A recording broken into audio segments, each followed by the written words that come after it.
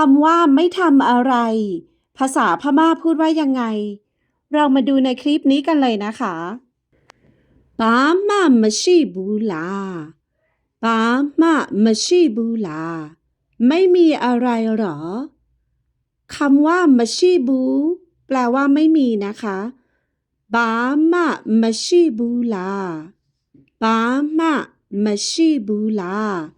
ไม่มีอะไรหรอป้าม่ามะชีบูป้าม่ามะชีบูไม่มีอะไรคำว่ามะชีบูแปลว่าไม่มีนะคะป้าม่ามะชีบู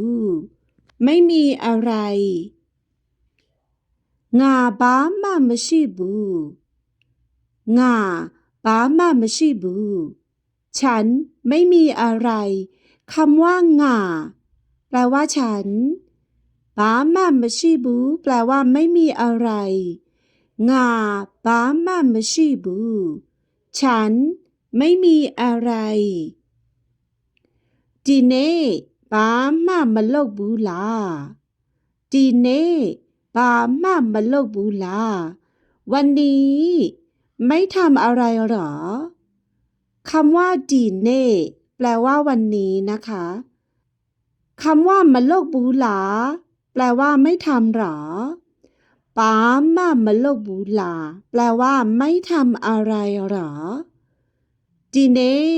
ป้าม่ามะโลกบูลาดีเน่ป้าม่ามะโลกบูลาวันนี้ไม่ทำอะไรหรอดีเน่ป้าม่ามะโลกบูดีเน่ป้าม่ามะโลกบูวันนี้ไม่ทำอะไรคำว่าดีเน่แปลว่าวันนี้ป้าม่ามะโลกบูแปลว่าไม่ทำอะไรดีเน่ป้าม่ามะโลกบูดีเน่ป้าม่ามะโลกบูวันนี้ไม่ทำอะไรนินป้าม่ามะตีบูลานินป้าม่ามะตีบูลาเธอไม่รู้อะไรหรอคำว่านินแปลว่าเธอนะคะ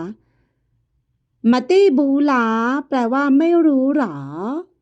ป้าม่ามะตีบูลาแปลว่าไม่รู้อะไรหรอนินป้าม่ามะตีบูลาเธอไม่รู้อะไรหรอจุนดอ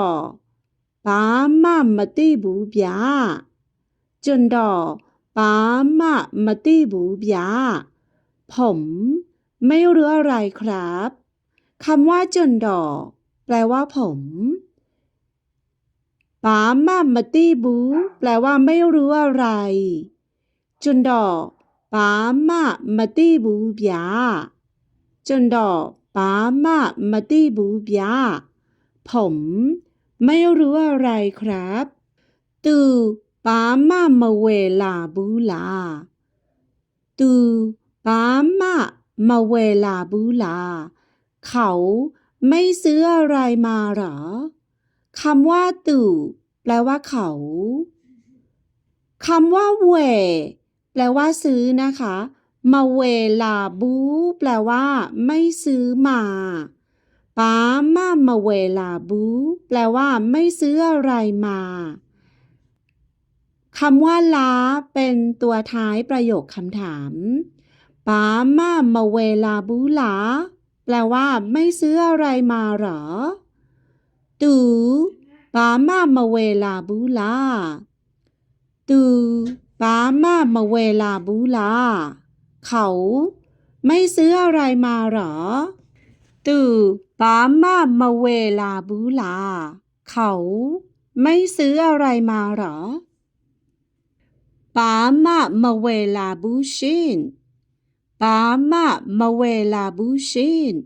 ไม่ซื้ออะไรมาค่ะคำว่ามะเวลาบูแปลว่าไม่ซื้อมานะคะป้าม่ามะเวลาบูแปลว่าไม่ซื้ออะไรมาป้าม่ามะเวลาบูชินป้าม่ามะเวลาบูชินไม่ซื้ออะไรมาค่ะตะเท ဘာမှမပြောဘူးလားတချေဘာမှမပြောဘူးလားเจ้านายไม่ว่าอะไรหรอ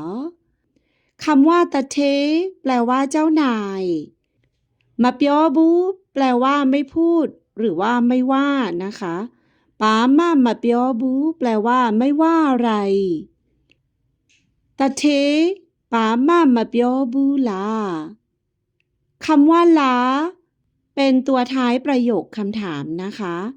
ตะเทป้าม่ามาเปียวบูลาตะเทป้าม่ามาเปียวบูลาเจ้านายไม่ว่าอะไรหรอ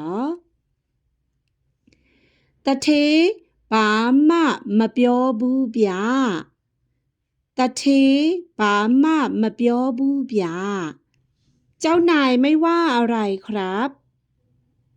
คำว่าตะเทแปลว่าเจ้านายป้าม่ามาเปียวบูแปลว่าไม่ว่าอะไรตะเทป้าม่ามาเปียวบูเบียตะเทป้าม่ามาเปียวบูเบียเจ้านายไม่ว่าอะไรครับป้าม่าไม่ย่าบูลาป้าม่าไม่ย่าบูลาไม่ได้อะไรหรอคำว่าไม่ย่าบูแปลว่าไม่ได้นะคะป้าม่าไม่ย่าบูแปลว่าไม่ได้อะไรคำว่าล้าเป็นตัวท้ายประโยคคำถามนะคะป้าม่าไม่ย่าบูลาป้าม่าไม่ย่าบูลาไม่ได้อะไรหรอดีมาป้าม่าไม่ย่าบูดีมาป้าม่าไม่ย่าบูที่นี่ไม่ได้อะไรคำว่าดีมาแปลว่าที่นี่ป้าม่าไม่ย่าบูแปลว่าไม่ได้อะไรดีมาป้าม่าไม่ย่าบูดีมาป้าม่าไม่ย่าบูที่นี่ไม่ได้อะไรตูป้าม่ามาเปบูลาตูป้าม่ามาเปบูลาเขาไม่ให้อะไรหรอคำว่าตู่แปลว่าเขามาเปบูแปลว่าไม่ให้นะคะป้าม่ามาเปบูแปลว่าไม่ให้อะไรคำว่าล้าเป็นตัวท้ายประโยคคำถามตู่ป้าม่ามาเปบูลา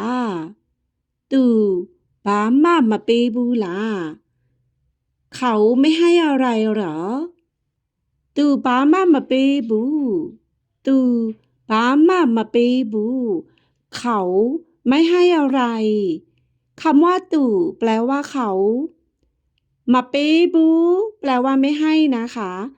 ป้าม่ามาเปบูแปลว่าไม่ให้อะไรตู่ป้าม่ามาเปบูตู่ป้าม่ามาเปบูเขาไม่ให้อะไร